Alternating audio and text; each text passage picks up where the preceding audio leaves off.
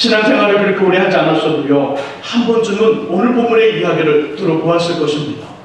거의 사순절에 고난주간에 이 말씀을 우리가 듣게 되고 말씀을 묵상하고 말씀의 설교를 듣는 본문이 이 말씀입니다.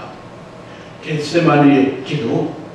이 기도는요, 단순히 우리의 필요와 요구를 아뢰는 것이 아니라 십자가의 죽음을 앞에 두고 계시는 주님의 갈등, 주님의 고민, 인류의 죄를 용서하게 한 메시아의 갈등과 고민이 오늘 본문의 기도 속에 아주 적나라하게 표현되어 있습니다.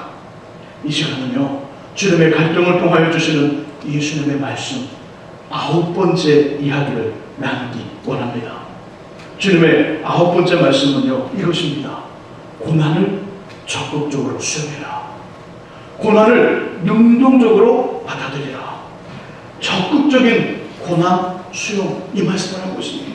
우리 32절을 읽어봅니다. 읽으시면서 주님이 지금 오신 곳과 오셔서 무엇을 하셨는지를 찾아보시기 바랍니다. 본문 32절 같이 읽습니다. 32절 읽습니다. 그들이 겟세마네라는 곳에 이름에 예수께서 제자들에게 이르시되 내가 기도할 동안에 여기 앉아 있으라 하시고. 아멘.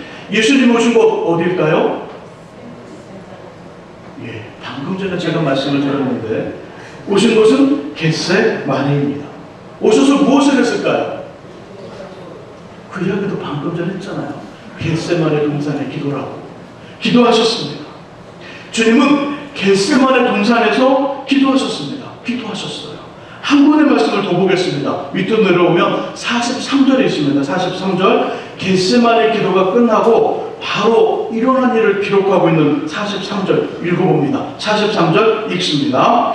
예수께서 말씀하실 때에 곧 12 중에 하나인 유다가 왔는데 대제사장들과 서기관들과 장로들에게서 파송된 무리가 검과 몽치를 가지고 그와 함께 하였더라. 아멘. 왜 가룟 유다가 검과 몽치를 든 사람들과 이곳에 왔을까요? 누구를 잡게 한 것이에요? 예수님을 잡게 한 것이죠. 예수님을 잡으려고 지금 검과 몽치를 든 군인들과 함께 온 것입니다. 잡아 공회에 넘기고 죄인으로 몰아 죽이려는 의도를 가진 지금 움직임이 그 속에 43절에 나타나 있습니다. 그런데 이런 상황이, 이런 일들이 전혀 예수님도 다른 제자들도 모르게 진행된 것이 아닙니다. 아무도 모르게 이 일이 진행되어 갑작스럽게 나타난 일이 아니라 마태, 마가, 누가, 요한복음 곳곳에서 이 일은 예언되어져 있습니다. 이 일은 미리 말씀에 주어졌다는 것이죠. 말씀에 주어졌고 이미 우리에게 알려져 있었고 예수님과 제자들에게 알려진 사건입니다. 이 땅에서 제자들과 마지막 만찬이었던 유월절 식사에서는요, 떡 한 조각을 예수님이 직접 가룟 유다에게 주시면서 내가 나를 팔리라, 내가 나를 팔 것이라고 말씀까지 하셨습니다. 그러니까 주님은 이 상황, 오늘 본문의 이야기, 오늘 본문의 사건들 이미 알고 계셨던 것입니다.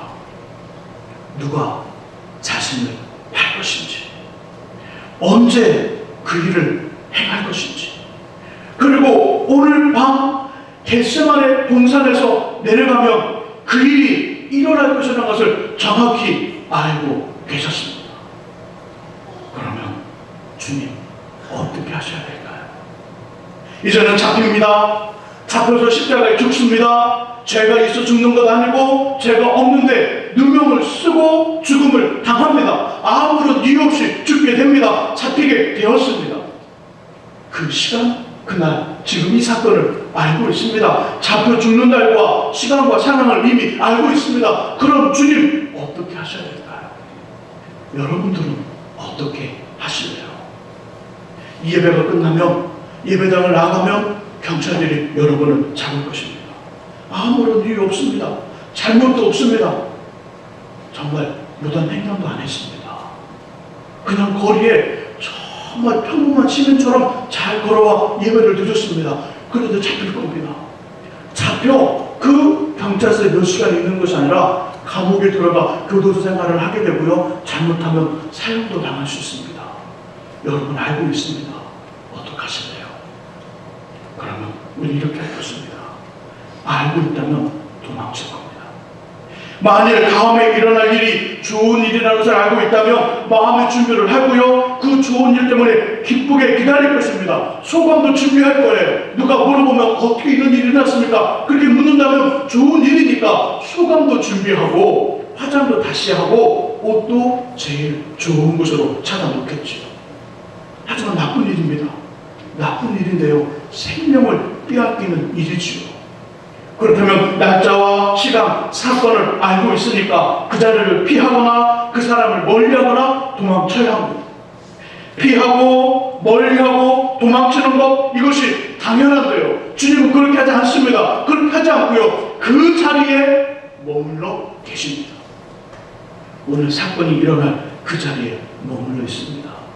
오늘 사건이 일어날 그 시간을 기다리고 있습니다. 오늘 사건을 일으킬 그 사람을 만나려 합니다. 그리고 만났지요. 예상하며 알고 있었던 것처럼 잡혀 죽었습니다. 도망치고 피할 수 있는 시간도 기회도 얼마든지 있었지만 그렇게 하지 않은 이유는요, 십자가에서 죽음이라는 처절함을 통해 고난에 대해 무언가 저와 여러분들에게 아주 중요한 교훈, 메시지를 전해주고 싶으셨던 것입니다. 그 교훈, 메시지는 이것이지요. 고난을 피하지 마라. 고난을 피하지 말고 적극적으로 고난을 수용해라. 고난을 피하지 말고 능동적으로 고난을 수용하라는 것입니다. 얼마든지 피할 수 있었지요. 얼마든지 도망칠 수 있었습니다. 하지만 고난의 자리와 시간, 고난의 사람을 피하지 않고요, 고난을 능동적으로 받아들입니다. 고난을 능동적으로 받아들였습니다. 본문 36절에서는 이렇게 말씀하죠. 나의 원대로 하지 마시고 아버지의 원대로 하소서 라며 고난을 수용합니다. 아버지, 이 잔을 제가 받지 않으면 안 되겠습니까? 꼭 제가 이 잔을 받아 십자가에서 죽어야 되겠습니까? 다른 사람 없을까요? 전 너무 지금 그것이 답답하고 힘듭니다. 갈등의 최고치를 말씀하시는 주님, 그러면서 결국은 이렇게 말씀하죠. 제 ön대로 마시고 아버지 ön대로 하소서. 아버지 ön대로 하소서. 십자가를 지겠습니다. 십자가에 죽겠습니다. 고난을 수용하십니다. 42절에서는요, 이렇게 말하죠. 제자들에게 일어나라, 함께 가자. 보라, 나를 파는 자가 가까이 왔느니라. 고난을 향해 도리어 기쁨으로 다가가십니다. 고난을 적극적으로 능동적으로 받아들이시죠. 고난을 수용하시죠. 고난을 기쁨으로 다가갑니다. 이 고난을 적극적으로 수용하는 모습을 친히 보여주신 것이죠.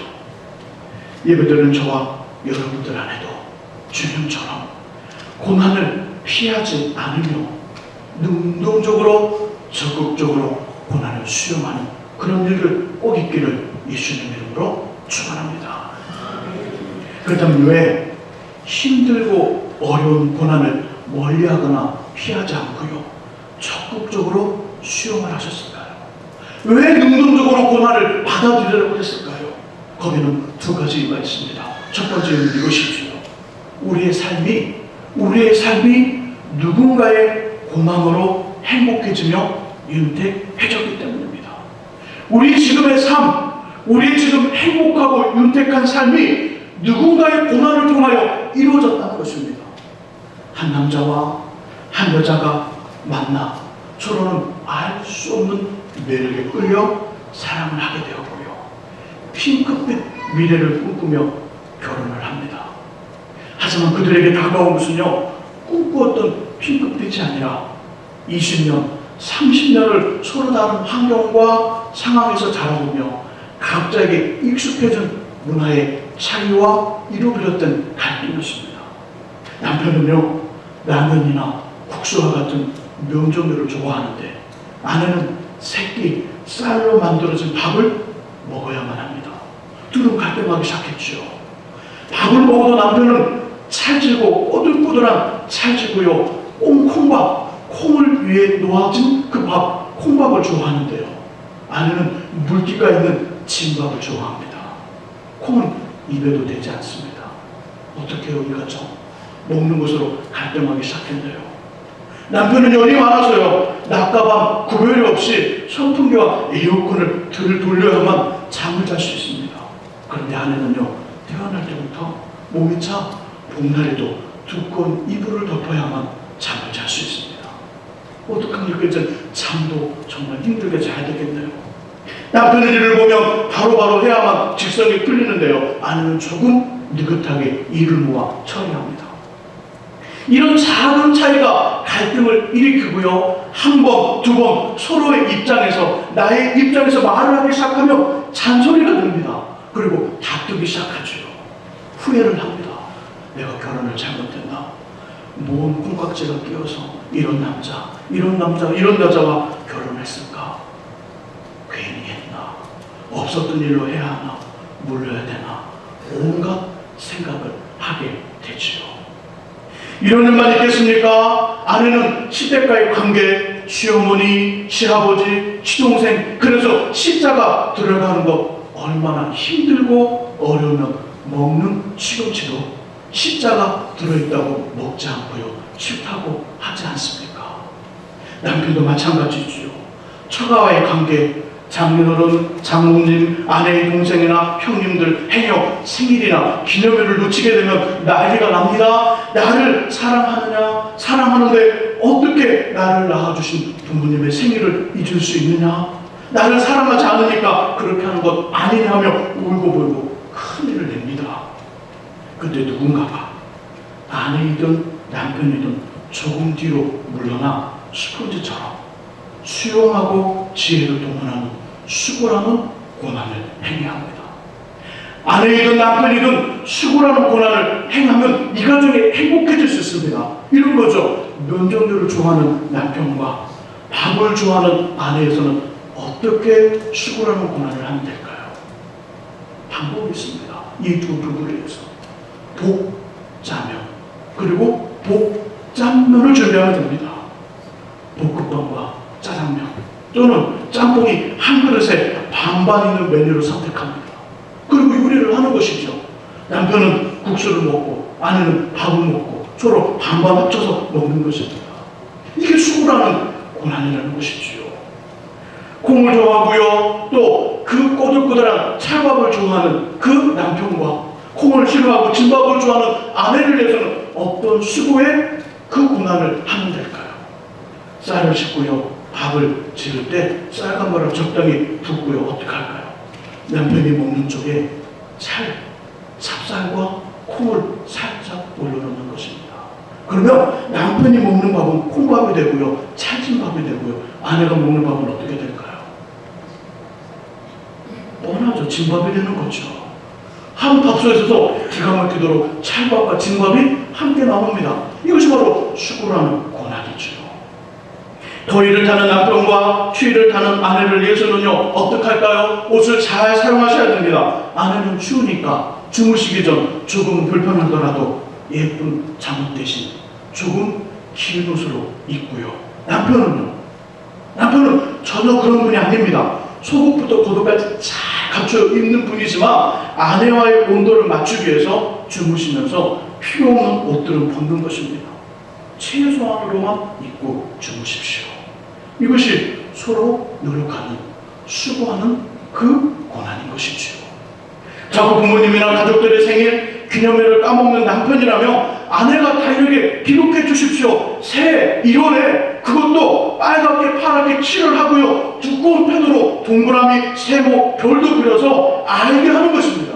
거기에 장인어른 생신, 장모는 생신, 내 생일, 그리고 결혼기념일 기록해 놓으십시오. 남편이 일하기도 바쁜데 그것도 다 기억하고 살라고 뭐 어떤 마술을 원하시는 것인지 모르겠습니다. 기억하는 겁니다. 기록. 시댁 때문에 힘들어하는 아내를 위해서는요 그것이 당연한 것이지 뭐 참아 그러지 말고요 기분 별로 좋지 않지만 아내의 말에 맞장구를 쳐주는 것입니다. 남편이 먼저 시댁 식구 욕을 해주십시오. 그러면 놀랍게도 아내의 입은 닫히게 되겠습니다. 그리고요, 멋진 선물과 따뜻한 위로 꼭 필요합니다. 또 한 가지, 십자 들어가는 것 아내 앞에 놓지 마십시오. 시금치, 시래기, 찌개 이러면서 서로 수고하는 고난을 통해 아름다운 가정이 만들어지는 것이지요. 이렇게 아내와 남편이 수고라는 고난을 통하여 삐그덕거렸던 신혼 가정이 중심을 잡고요, 서로가 서로에게 둘도 없는 친구처럼 행복으로 나아가게 됩니다. 남편과 아내의 고난을 통해 가정이 아름다워졌습니다. 이제 이 둘 사이에 뭐가 생길까요? 아이가 태어납니다. 아이가 태어났죠? 다 큰 어른으로 나온 것이 아니라 아무것도 혼자서는 할 수 없는 갓난 아기로 나왔습니다. 아기가 제일 잘하는 것 있지요? 뭘까요? 그렇죠. 우는 것을 제일 잘합니다. 배고프다고 웁니다. 혼자 있어 외롭고 재미없어 놀아달라고 웁니다. 씻다고 응가했다고 웁니다. 시도 때도 없이 울어제칩니다. 정해진 시간도 약속된 시간도 없습니다. 밤이나 낮이나 엄마 아빠가 하루 종일 일을 마치고 힘들게 잠을 자는데요, 염치라는 단어 마디에는 없습니다. 그냥 울어요. 그냥 언제까지 울지 예측 불가능합니다. 왜 아프는 것도 예고 없죠. 열은 왜 그렇게 자주 나는지 정말 모르겠습니다. 배탈도 쉽게 생깁니다. 이렇게 보면 밤 2시, 3시 괜찮아요. 아이를 안고 응급실로 뛰어가 급히 열을 내리고요, 취액을 마칩니다. 그러면서 한 번도 피곤하고 귀찮은 내색 보이지 않으며 대신 아파주지 못해서 울고 있습니다. 엄마와 아빠의 밤과 낮을 가리지 않는 돌봄이라는 고난을 통해 아기는 점차 조금씩 어른이 되어갑니다. 저도 그런 돌봄이라는 고난을 통하여 어른이 되었고요, 여러분들도 그런 돌봄이라는 고난을 통하여 점점 커가고 있는 것입니다. 누군가의 고난을 통해 우리 인생이 세워지듯이 주님의 몸이며 예수님의 주인이신 교회도 마찬가지입니다. 목회자와 성도들의 끊임없는 기도, 대가 없는 헌신, 사랑의 눈물이 범벅이 되고 범벅이 되면서 교회다운 교회로 자리를 잡아갑니다. 신앙생활을 열심히 하던 저희의 2세대, 저희의 선배 세대를 보면요, 그럴싸한 금가락지나 목걸이를 발견하기 쉽지 않습니다. 이유는 이것이죠.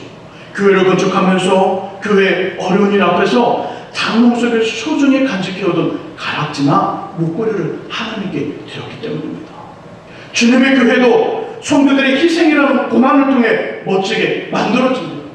뿐만 아니라 우리의 죄도, 인류의 죄도, 우리의 구원과 인류의 구원도요, 예수님이 십자가에서 죽는 고난을 통해 완성되었습니다. 이렇게 저와 여러분들의 행복하고 윤택한 인생과 삶이 그냥 주어지지 않고요, 누군가의 고난으로 이루어졌기에 주님 우리에게 고난에 대해 적극적으로 수용하라고 말씀하시는 겁니다. 나의 고난을 통해 우리의 가장 가까운 사람들, 남편과 아내, 자녀들, 그리고 가정과 삶의 현장, 믿음의 고속들을 행복하고 살만나게 만드시기를 주님의 이름으로 부탁드립니다. 고난을 적극적으로 수행해야 될 두 번째 이유는요, 고난은 우리 자신에게도 영광과 유익을 주기 때문입니다. 누군가의 고난을 통하여 우리 인생이 윤택해지고 행복해졌습니다. 누군가의 고난을 통하여 우리가 구원을 받았고 은혜 받는 삶을 살아갑니다. 그런데요, 이 고난을 적극적으로 수용했을 때 우리 자신에게도, 나에게도 영광과 유익을 준다는 것입니다. 초등학교를 다닐 때 많이 했던 게임 있습니다. 스무고개 게임이라고요. 혹시 기억하시나요? 몇 번의 질문을 던지면서 그 답을 찾는 거죠. 저와 함께 그 게임 한번 해보겠습니다. 5가지 질문을 드릴 건데요, 질문 도중에 답을 알아도 말씀하면 될까요, 안 될까요? 말씀하면 안 됩니다.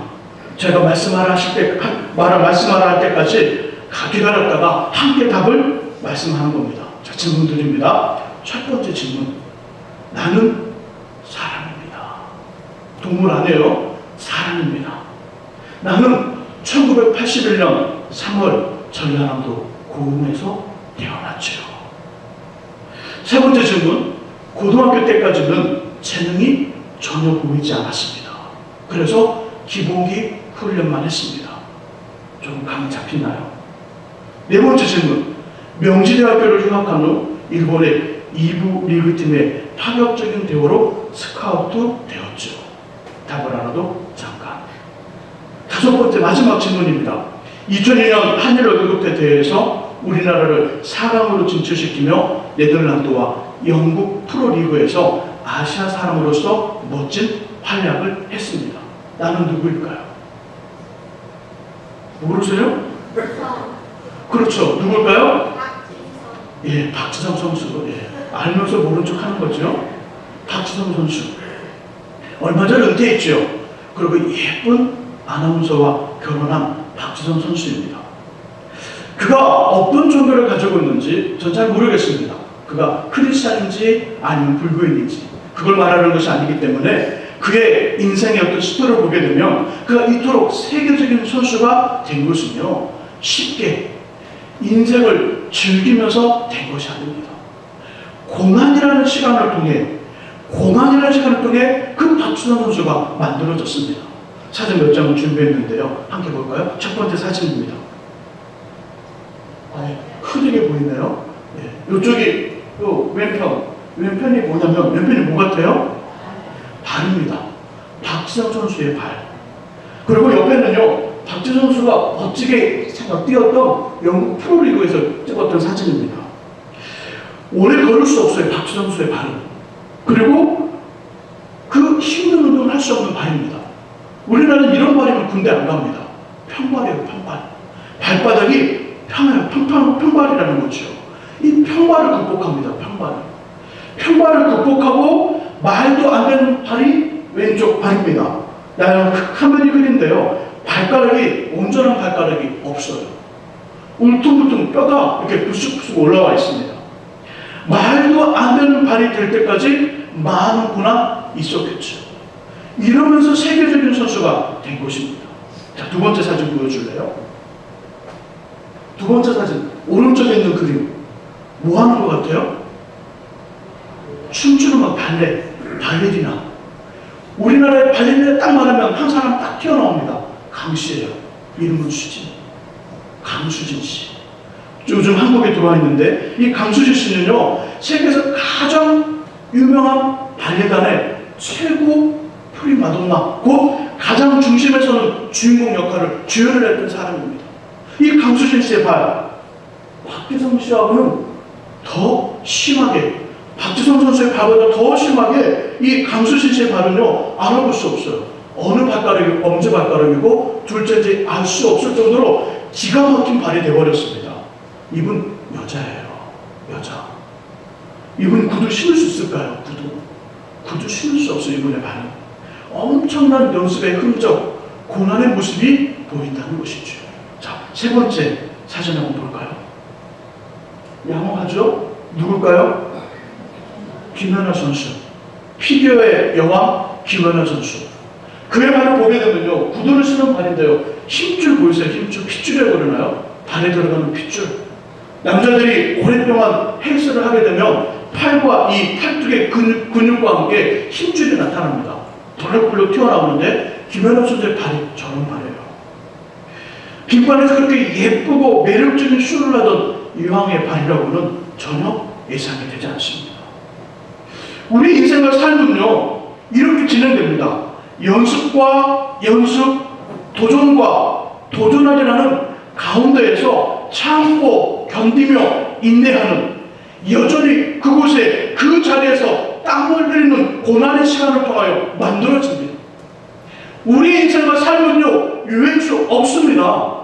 로또를 맞추는 것은 어떻게 되겠지, 그런 건 없다는 것이죠. 우리 인생은 반드시 고난이라는 어떤 그 시간을 통하여 영광의 어떤 시간들이 주어진다는 것이지요.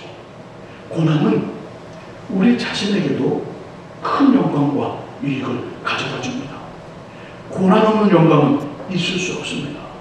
영광과 고난은 함께 움직이며 떨어질 수 없는 동전의 양면과 같은 것이 고난이고 영광입니다.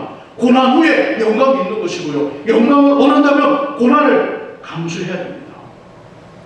미래를 준비하는 학생들과 청년들은요, 엉덩이에 땀띠가 나고요, 손에 연필을 너무 많이 잡아서 손에 굳은 살이 박히는 학업과 준비라는 고난을 통해 환한 미래가 열리는 영광이 있습니다.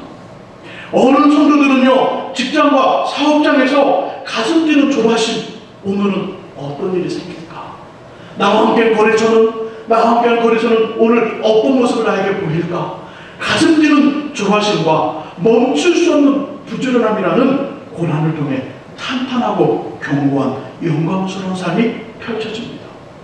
오늘 본문의 예수님도요, 십자가의 죽음이라는 고난을 적극적으로 수용하셔서 죽으신 지 3일 만에 부활하시며 하나님 보좌 우편에 앉아 모든 사람들이 그 앞에 무릎을 꿇고요, 주님이라고 고백하는 영광을 받으셨습니다. 현재의 고난은 장차 우리에게 나타날 영광과 비교되지 않습니다. 현재의 고난은 장차 우리에게 나타날 영광과 비교되지 않다는 것이죠. 비교할 수 없습니다. 현재의 고난이 크면 클수록 앞으로 나타날 영광은 몇 배, 아니 수십 배의 영광이 돌아올 것입니다. 큰 영광을 원하신다면 고난을 받는 그 마음, 고난을 적극적으로 수용하는 그 마음의 자세가 필요한 것이죠.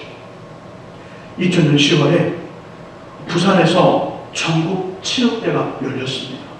그 전국 체육대가 열리면서요, 국민들의 관심을 모은 팀이 있었습니다. 이 팀이 누구냐면, 어디 팀이냐면 전북 춘창의 한 중고등학교 여자 역도팀입니다. 여자 역도팀. 이 대회에서 이 팀 선수들은요, 무려 14개의 금메달을 땁니다. 14개 금메달. 한 팀이, 이 중고등학교 여자 역도팀이 그 한 대회에서 무려 14개라는 금메달을 따면서 놀라운 기록과 함께 국민들의 관심을 받았죠. 그런데 이 어린 선수들 대부분이 삶의 아픔을 간직하고 있었습니다. 고난의 시간을 가졌다는 것이죠. 어느 선수는요, 일찍 부모님을 여의습니다.